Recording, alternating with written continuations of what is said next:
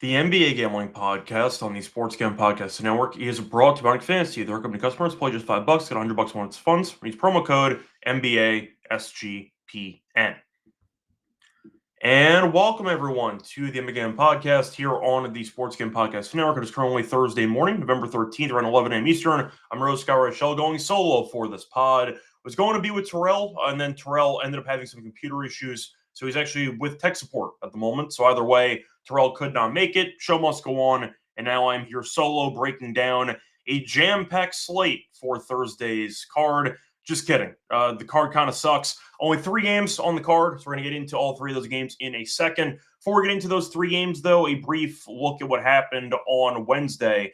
Overall, a couple of close games, still a decent amount of blowouts, but either way, you had a couple of very entertaining, I'd say, finishes. For example, the Warriors game against the Spurs. Warriors won by 5 against San Antonio. You saw Wemby and Castle both have triple-doubles, and they still lost, which I'm not sure I ever saw before. 2 teammates ended up getting triple-doubles in the same game while the team lost, which is pretty rare to do. But either way, Curry had a casual 46, went crazy in the third quarter, and the Warriors won by 5. A nice win by them on a back-to-back. Besides that, I know the Suns game was close against Dallas for a bit. Flag missed a 3 in the corner, and then the Suns kind of blew it open after that. But either way, a nice win for the Suns, 7-5. I feel like people haven't noticed how good they've been to start the season. As for Dallas, you can't fire Nico anymore, but either way, point is the Mavericks still not winning many games as they are 3-9. There are rumors, speaking of firings, that Willie Green was going to get fired if the Pelicans lost to Portland. They did, because New Orleans stinks. So we'll see if Willie Green's still employed within the next few hours. But either way, nice win by Portland. Sharp had 35 points, so he ended up having a great game. I know Drew Holiday had a double-double, and Avdia was really good. He had 30-plus as well. But either way, nice win for Portland as they got back over 500. Besides that, though, saw a nice win by the G League Cavaliers, who are missing a bunch of key pieces. No Garland, no Mitchell, no Mobley, no problem, as they ended up winning against Miami. Got some revenge as they won by 14. Solid fourth quarter, outscored the Heat 37-19, and Jared Allen had 30. So nice job by him stepping up with a bunch of his co-starters being out for this matchup, but nice win for Cleveland. And once again, we'll see most likely Mitchell and Mobley, etc., returning to the lineup for Thursday since they are playing on a back-to-back. Besides that, a couple injury news pieces. Nice win by Orlando in New York.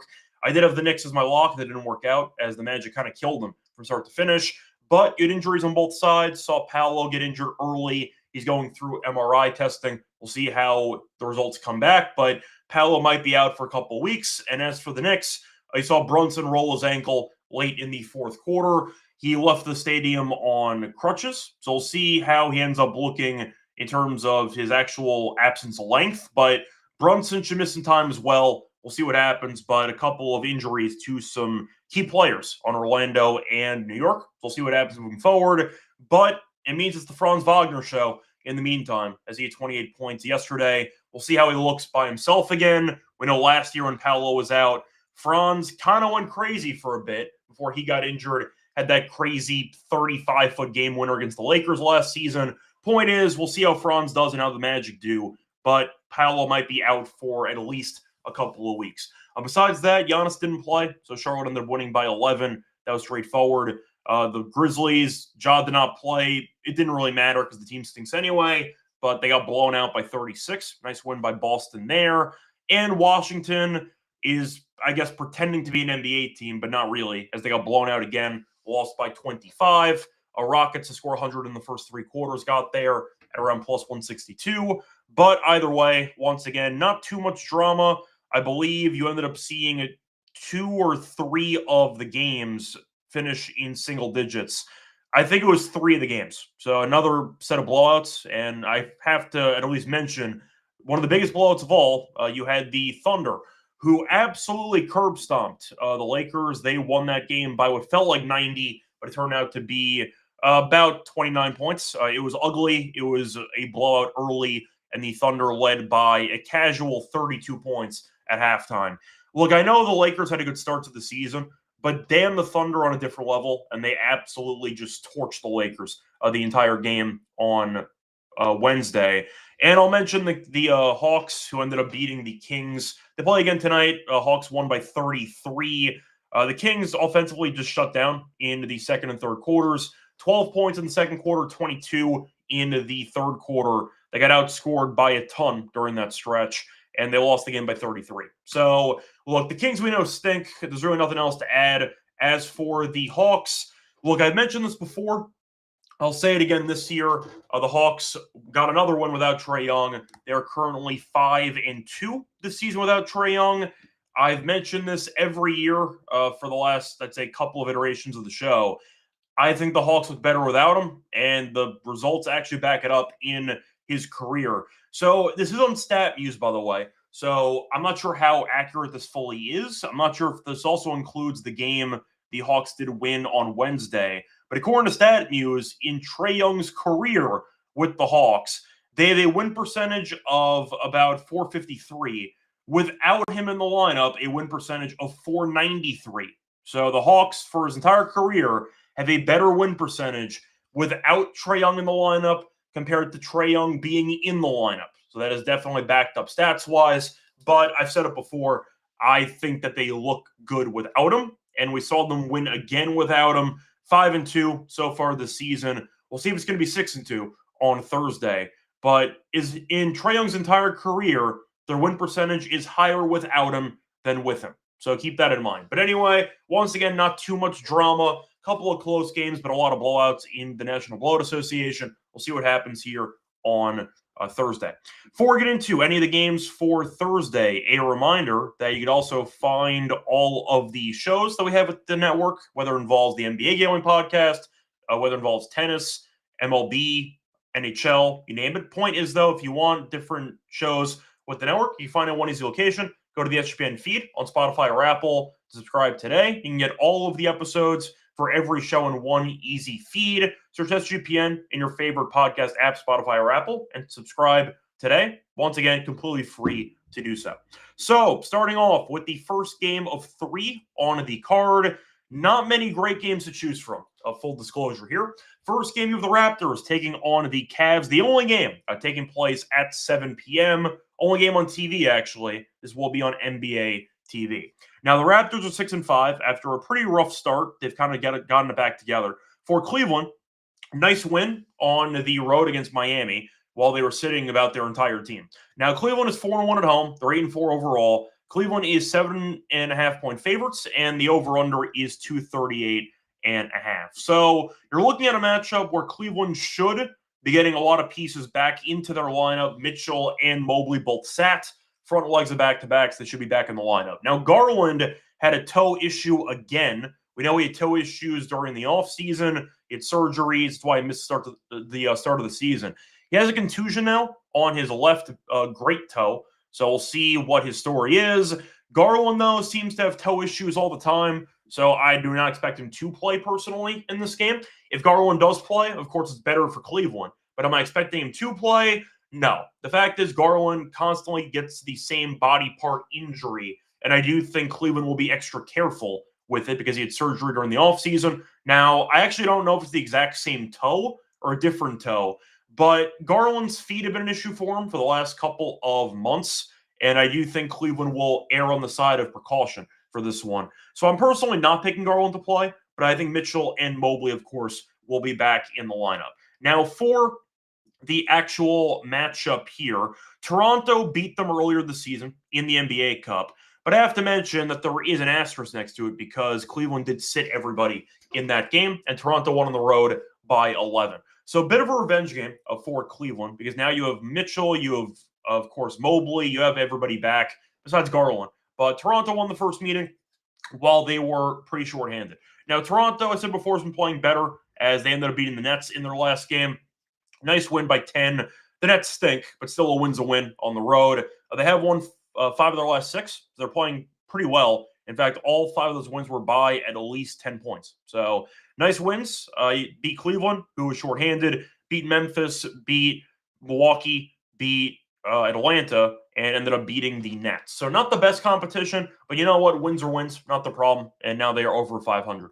So for this matchup, I do acknowledge that Toronto has looked better recently. However, I do think Cleveland's better. I think Cleveland's a better team. You could argue that schedule spot-wise, it is not great because they went to Miami, played a very up-tempo game, scored 130. Now they're traveling back home, playing on a back-to-back. It's really not the best spot. But I think Cleveland at home, of course, has a great environment, and I do think that Cleveland is also in good form. I mean, they lost the game in overtime to Miami when everyone was playing, but they've also won 5 of their last 6. So I do think Cleveland is the better team. I think Toronto, you could argue that the shooting's been inconsistent with this team, but I do think Cleveland just has a bit more depth when it comes to scoring, and I think that they're going to win the game. So I'll go with Cleveland in this one. Not saying it's going to be easy. I think Toronto can hang in there. But I do think you're looking at a spot where Cleveland is the better team. I think they'll look like it at home. I'll go with Cleveland.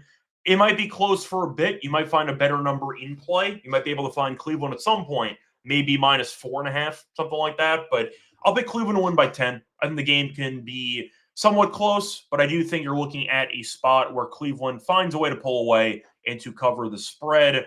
Do I feel great about it? Not really, but honestly, there's 3 games on the card, so you're kind of stuck anyway. But I'll go with Cleveland minus the 7.5 in this one. For the total, I think this is kind of interesting because I actually like the under in this game. I know Cleveland's offense has been quite good. Cleveland has scored at least 128 in, I believe it is 5 straight games, so they've been playing very well offensively. Toronto, though, after being an absolute mess defensively for the first couple games, have turned it around, actually. They allowed 109 to the Nets. I mean, they got killed by Philly the game before that. Allowed 97 to Atlanta, 100 against Milwaukee, 104 against Memphis, and 101 against Cleveland. They were shorthanded. But Toronto's defense has been better, and I think Cleveland's defense, which has not been as good as expected, will look better with Mobley back in the lineup. So I don't mind the under. I think 238.5 does feel pretty high. If Cleveland does end up getting to like 120 and change, there's no guarantee Toronto gets to 110 and change. So you might actually survive the under even if Cleveland does have a good performance. So based on that, I'll go with the Cleveland side, and I'll go with the under at 238.5. I see a comment by Daniel asking about Lonte filling in. Coincidentally, Thursday is the only day that Lonte can't do.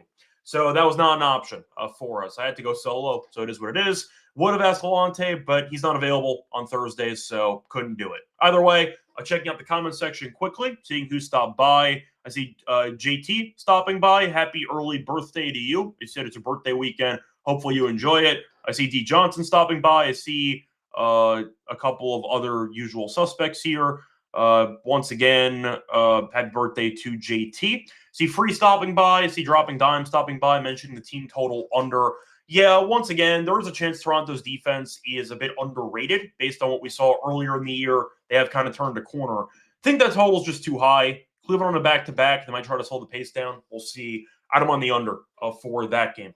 Moving on to the next game on the card. Before we get into the next game, a reminder brought to you by our sponsor, Novig. So if you like some great prices, recommend checking out Novig, the number one prediction market for sports in America. You'll get some great prices, reduced juice on a bunch of different markets, available in a bunch of states, 35 plus. And a reminder, you can also get a nice discount deal with us, or a nice sign-up deal with us. When you download the Novig app, you can get $50 for free when you spend just $5 if you use the code SGPN, and actually Novig, promo code SGPN. We're also brought to you by Underdog Fantasy. So if you like pick'em entries, chance to win 5,000 times your entry. You can mix and match with sports. You can mix an NBA option with NHL, with even tennis. A lot of options. But a reminder, you can win up to 5,000 times your entry by picking higher or lower on player stats. Also, you can check out the new offer they have for the customers. Play just $5 at $100 in bonus funds. Use promo code SGPN or our promo code NBASGPN.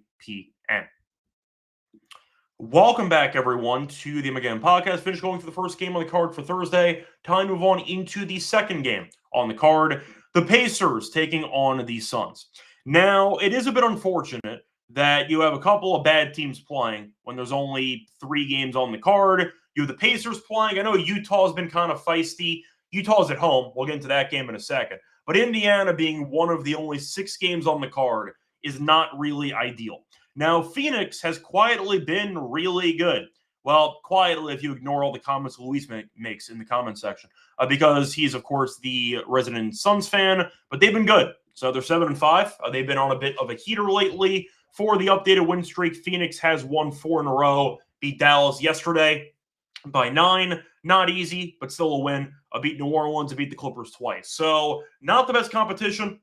I think we all know that the Clippers are really bad. I mean, Joker dropped 50 and 3/4, so you know it happens. But Phoenix 5-1 at home. They're playing well. Indiana, though, 1-10.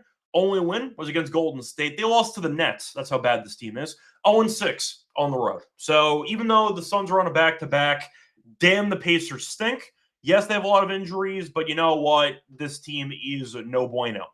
For the injury report, no Furphy, no Jackson, no Cam Jones, no Mathurin, no Toppin, of course, no, got to mention Halliburton as well. There were some rumors that McConnell was going to come back for last game, and he did not. I want to quickly see if he is also out for this game. Actually, no, I take it back. He did come back against Utah.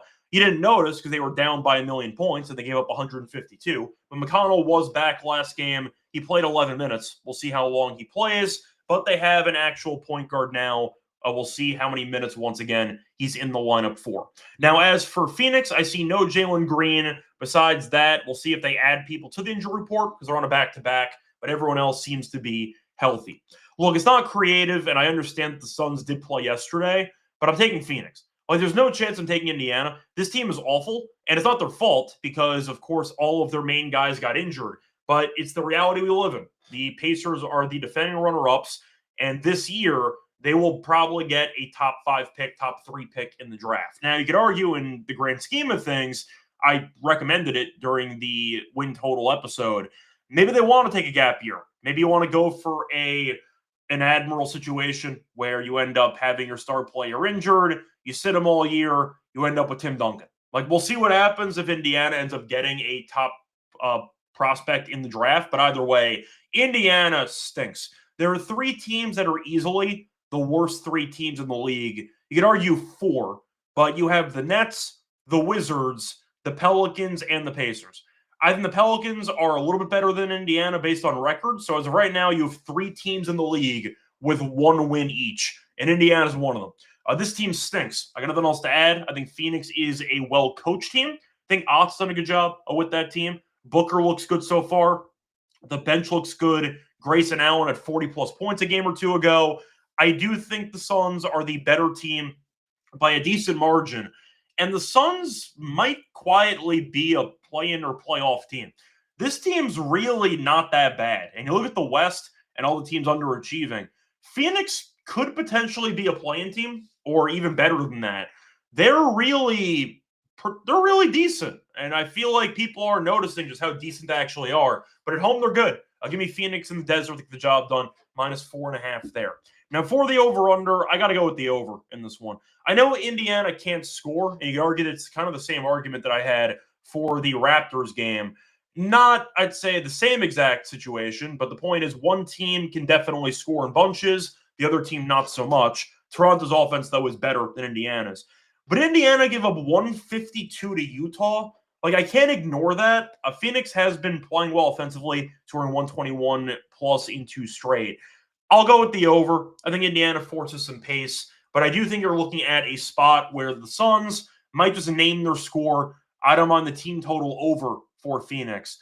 I think they get to 120 and change, so I do like the team total over for Phoenix in this game. But the fact is, when you give up 152 to Utah, that's got to set off some alarm bells. Like, this team is really bad, and you know what? McConnell can maybe help out the offense a bit. We'll see if he plays 20-plus minutes or not.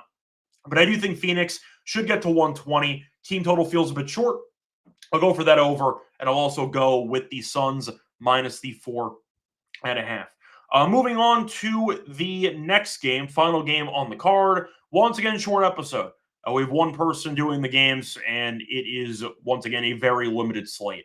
Moving on to the Hawks, taking on the Jazz.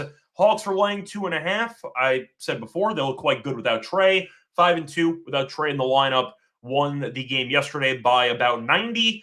Via Jalen Johnson triple-double. My condolences. I know that he needed 2 more assists and didn't play. the entire fourth quarter. So you had some chances, but unfortunately, the blowout association is where prop overs go to die. But Utah is at home. They've been very good at home this season, and they are getting 2.5. The over-under is at 232.5. Now, I said a second ago, I do think Atlanta's better without Trey, and the results speak for themselves. However, Utah, we know, has been very undervalued at home so far this season, and they've cashed a lot of tickets for us on the show. Utah is 4-7. They are 3-2 straight up at home. So Utah's been very good ATS in general, and they're pretty good outright at 3-2. Atlanta, though, is 5-2 on the road. Now, they played yesterday, but they sat everybody for the fourth quarter. So I'd say rest should not be a concern, or lack thereof in this case, because they were able to coast against the Kings. Now, Utah scored 152 in their last game at home, lost to Minnesota by 7 the game before that. So they were on a back-to-back and scored 152, which makes Indiana's defense look even worse. Now, look, Utah at the end of the day is still a very dangerous home team in the Delta Center. I understand Atlanta's been playing well. They've won 3 in a row. Defensively, they've been very good. They've allowed less than 103 points in 3 straight. So I recognize Atlanta has played a lot slower without Trey. Defensively, they've been a lot more formidable. Utah, we know, is not a great defensive team, and offensively, they do score a bunch of points. So that does open up a bit of a conundrum for the actual over-under. Total's dropped a bit. It has dropped 2 points overnight, but Utah's offense is not the most consistent. Yes, they scored 152 against Indiana, scored 113 against Minnesota, 97 against Minnesota, 103 against Detroit, 105 against Boston, 103 against Charlotte, 96 against the Suns. Those were on the road, I will acknowledge, but the point is we have seen Utah have a couple of bad offensive games, so I do think this total feels pretty high to me. Atlanta defensively has been good, and when you have Dyson Daniels pressuring the ball handler, that can result in a lot of turnovers and really make life difficult for opposing guards.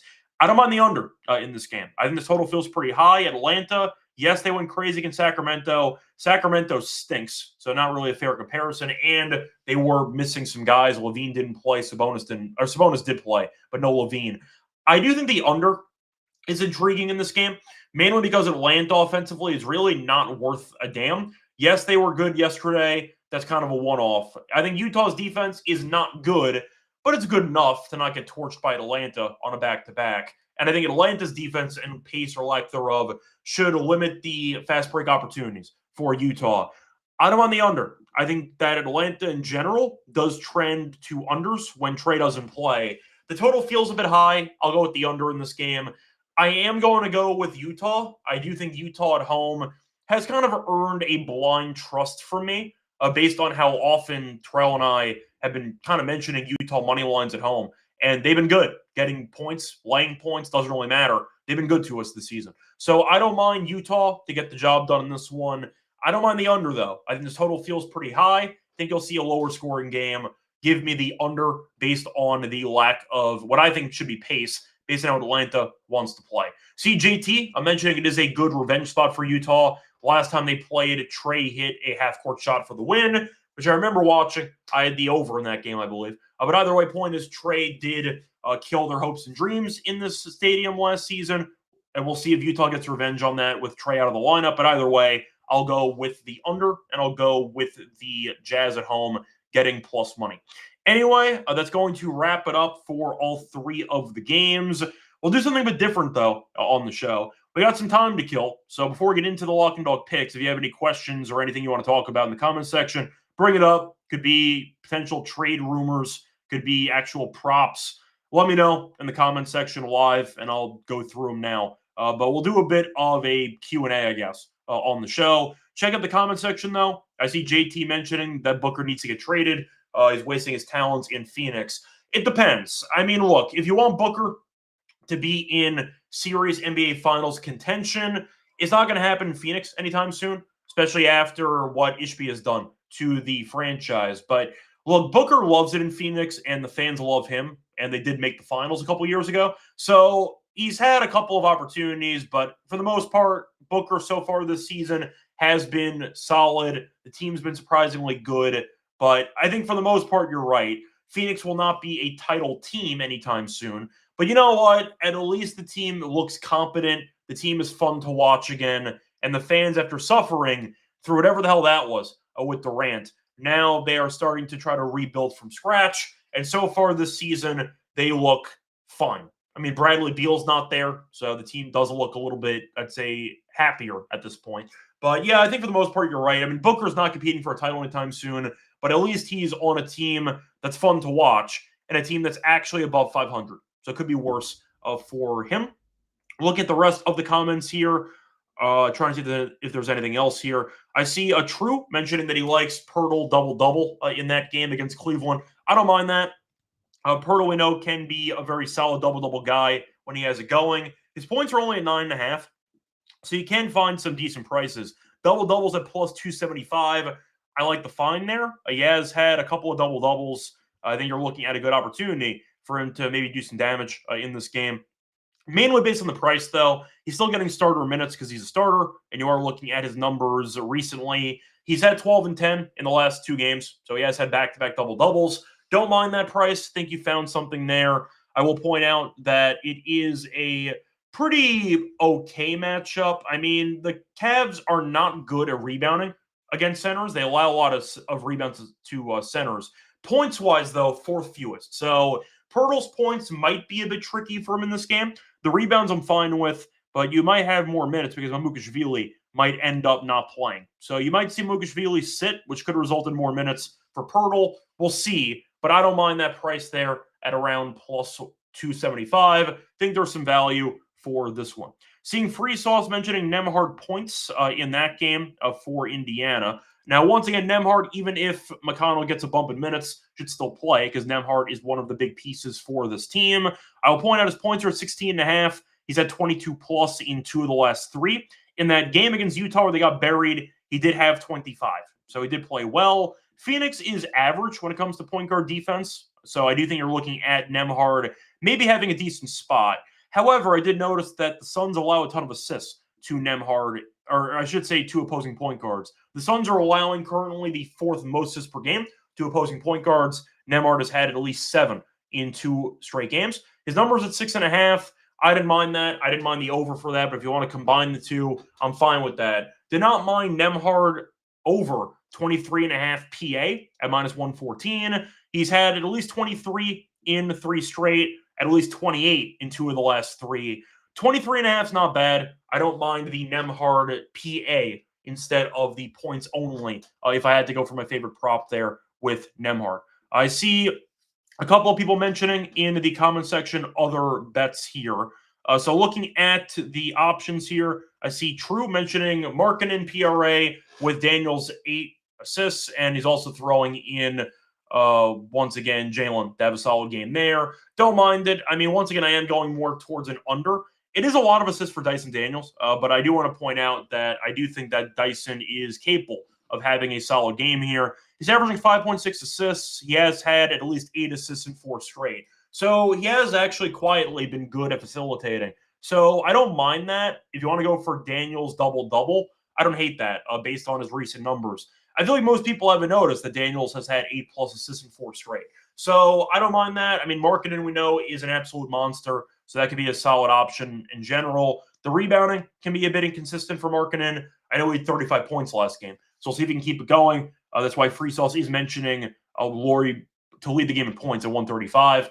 I mean, I like that based on volume, so that could be fine. Luis mentioning Pascal double-double at +1 or +219, which I don't mind either. I mean, somebody's got a rebound on that team, and the fact is when you have a Suns fan mentioning props for the other team, I'm going to listen. So I'll go with Pascal double-double there as well at +220. See JT mentioning that the NBA draft class looks very deep. Does the guard from Virginia Tech look like Luka, or the guard from Louisville look like Donovan Mitchell? So, look, I do think it is a very good draft class.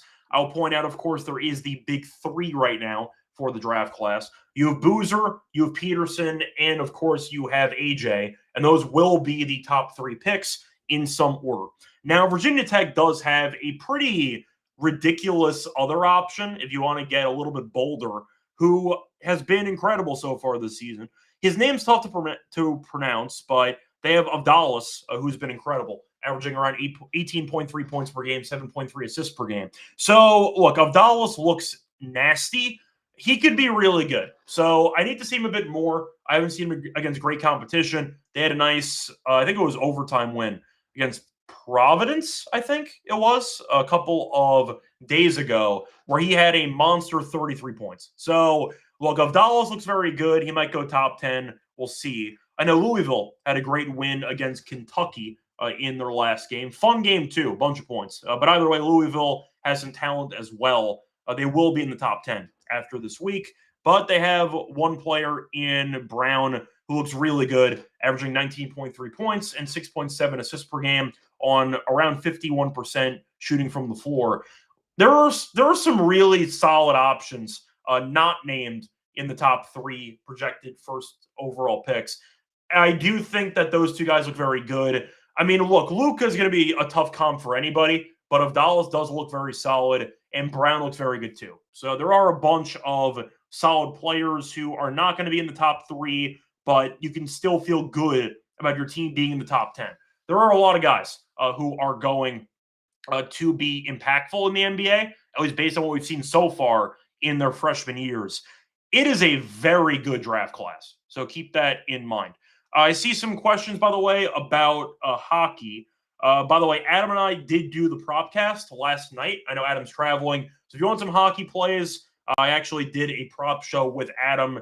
I did 2 hockey plays on that one. One play that I have is Eklund for the Sharks. I have over 2.5 shots on goal at around plus 116. I like that price, and the hit rate has been quite good. Besides that, looking at some other comments here, yeah, I see Dropping mentioning that OKC might have 2 lottery picks. Fun fact, OKC is 12-1. Jalen Williams has not played a game yet. And on top of that, the Thunder have 3 first-round picks in the upcoming NBA draft. 3. Sam Presti broke the entire damn league. It is pretty tough to be in a better spot than the Thunder. Defending champions, your best player is injured, or second best player is injured, and you still are 12-1, beating the Lakers by 29 points. 12-1 without your second best player, and on top of that, 3 upcoming first-round draft picks. What a ridiculous plethora of riches the Thunder have with that franchise. Good for them. Once again, Presti's playing 4D chess, and everyone else is trying to catch up. So there we go. Anyway, it's going to wrap it up for the thoughts that we have for the actual card. Time to move on into the lock and dog picks. Before we get into the lock and dog, reminder, they're brought to you by our sponsor, Rhythm. So if you like getting some model picks, check them out for college football, the NFL, and they added NBA. They also have college basketball. They have prop options for the NFL and the NBA as well. If you do like some props, check out Rhythm. They have computer model built props for you, so check it out. They also are doing giveaways every week in cash prizes. Just for tracking your bets in the app. So track 5 bets for model that you built, and you can win 1K. We also have a nice discount code with them. So if you want to get a discount trying out the platform, you can use code HPN25. Go down the app and get a core first month. Download them using promo code HPN25 for quarter off your first month. Welcome back, everyone, to the NBA podcast. Finish going through the 3 games on the card. Time to move on into the lock and dog picks. For the lock, yes, they're on a back-to-back, but you know what? The spread feels too short. Give me Phoenix minus 4.5 as my lock, and I think it's an overall short number. Yes, McConnell's back. Yes, Indiana, in theory, can score a bit, but they're so injured. They're 1-10. They're 0-6 on the road. This team stinks. I mean, I'd say long story short, this team's an auto-fade territory for me. Phoenix has played objectively good basketball. They won yesterday on the road. Yes, they're traveling back to Phoenix, but you know what? They've been playing well at home. Last couple of home games, beat the Pelicans by 23. Pelicans stink. So do Indiana. So, you know, pretty decent comp there. Beat the Clippers by 13. Beat the Spurs by 12. And beat the Jazz by 22. So recently, bit of a heater at home for Phoenix. But at the end of the day, you're looking at the Pacers, who are not worth a damn. They're 1-10. Even if Siakam has a great game, what else do they have? They don't have much. So give me Phoenix in this one, minus the 4.5. Think they'll get the job done in this home game. For my dog, this is going to be a bit trickier because I can go for a prop or I can go for what could be a potential dog option or an alt spread. Alt spread's been good to me, though, because the Nuggets ended up covering the alt spread yesterday, and they ended up, of course, winning handily. So Once again, that could be an option for me too. But what do I want to go with? Because I don't know if there's much I really like for the alt spreads on the card. The props aren't really great either when you're kind of limited. So let me just see if there's much that I like. You know what? I might go for a bit of a bolder play for this one. The problem is he hasn't really done much rebounding lately. But I thought about going for a Kunku double-double, but the rebounds have really not been great for the last couple games, so I might pass on that instead. However, last game against Utah last year, he had 27 and 12. So he might be in line for a great game. The price is too cheap, though, in my opinion, for the double-double. So I think I have to pass on that. I wanted to make a case for a Kunku, but unfortunately, the price just isn't doing it for me. Do I think Cleveland gets revenge? Do I think that you might see Utah win outright? I mean, Utah's kind of earned the blind trust where Utah, I do think, should keep this game competitive. Yes, I know that Atlanta's playing well without Trey, but we keep talking about Utah and how this team at home is just dangerous. And I feel like the odds makers haven't fully realized just how dangerous the team actually is. So I might go for Utah, but plus 110 is very, very cheap. So I might go for a combo play. Let me just see quickly what I can get joining these together. Unfortunately, that is a bit too cheap. So let me just see if I could find something else here because I have to build this from scratch. So apologies there. So I think Nurkic has a decent game on the boards. I mean, realistically, Utah does not have many centers. I mean, Filipowski's been okay recently, but not really amazing. Do I think he gets the 6 rebounds in this game? Because that could be an option. Sorry if I'm taking a bit of time here. I'm just making sure I find the right play. Filipowski for his rebounds is once again not bad. He had 3 against Minnesota. Then after that, he had 7 against Indiana, 10 against Minnesota. So he's been playing a bit better lately. I mean, there was a blowout in 2 of those games, so game script might matter. I might go for Nurkic actually. I don't mind Nurkic rebounds against either a Kunku or against what could be Porzingis. So I'll go for a bit of a combo, though. I want to go with Nurkic.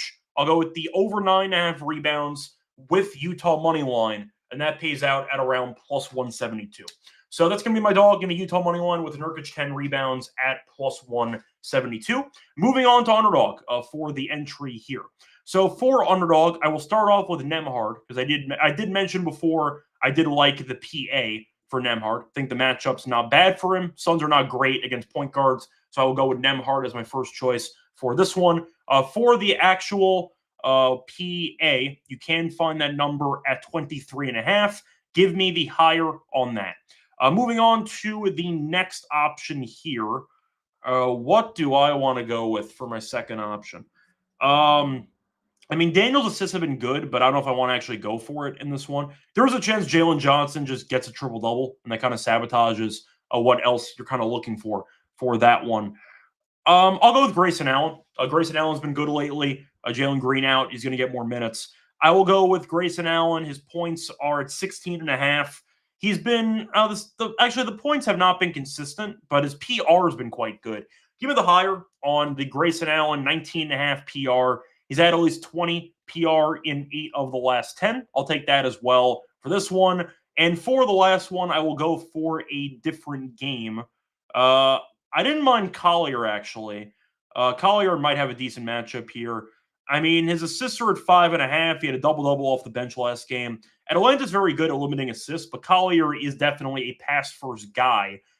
I don't mind Collier for some assists here. I think he's a big piece off the bench for Utah. So once again, my 3 picks for the entry. I'm going to go with Nembhard, higher, 23.5 PA. I'm going to go with Grayson Allen, a higher 19.5 PR, and Collier, higher 5.5 assists. Going to wrap it up for the show. Back once again tomorrow for the Friday card. Until next time, good luck to all of you and all of your bets.